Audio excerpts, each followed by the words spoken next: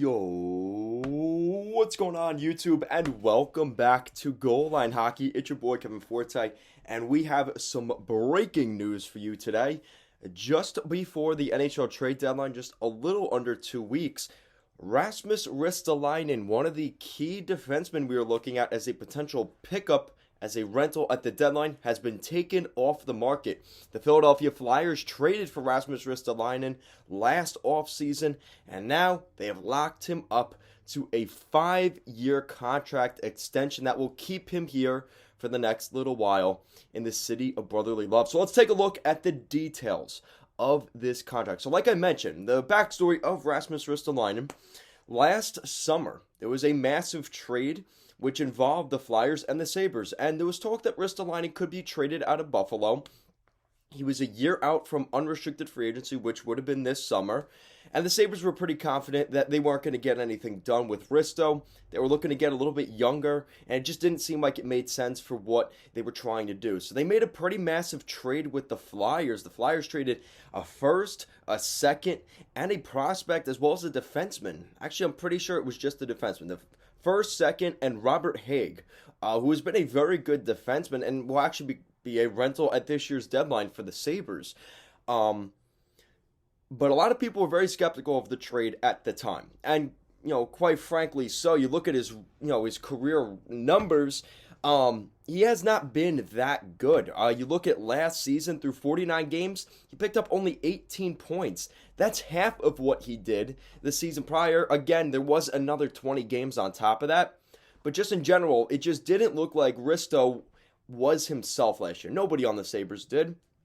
So the fact that the Sabres were still able to get that much for Risto was a pretty good trade. Now you look at what the Flyers are getting. The Flyers going into this year, remember, they were supposed to be a playoff team. They went out, got Ryan Ellis, Ristolainen, completely trying to rebuild that defense.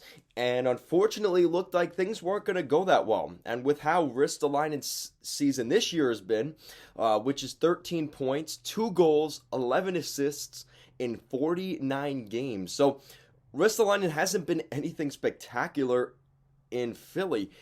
Now here's the good thing. This is what's going for Ristolainen. Now Mike Yeo likes him. That's one thing. And two, he plays that Flyers brand of hockey. The sandpaper, prototypical Flyer.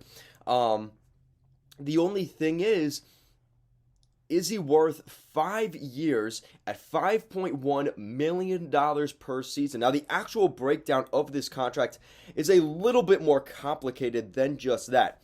So for next season, because of the Flyers cap situation, he will be getting paid $4 million in 2022-2023.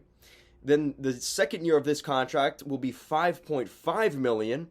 $6.5 million the following season, and then we start to see it regress back down, and it's actually it's like this.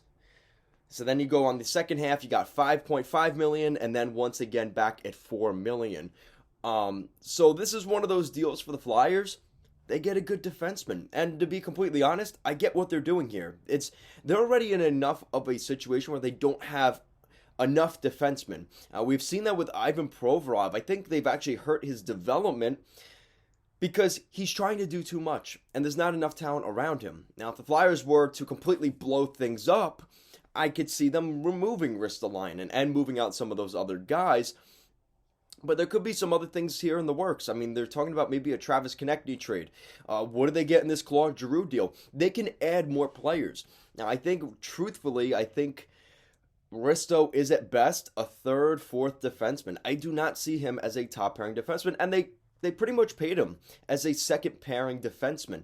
The only problem is a lot of this season with the Flyers, he has been a third pairing defenseman on what truthfully has not been a good Flyers team. So this is good news for the Flyers in the sense that they have somebody to help them get through this retool/rebuild. The problem is, you don't know what you have necessarily in Ristolainen, and he hasn't proven this year that it was all Buffalo. He wasn't good because he was in Buffalo. He hasn't been that great this year in Philly.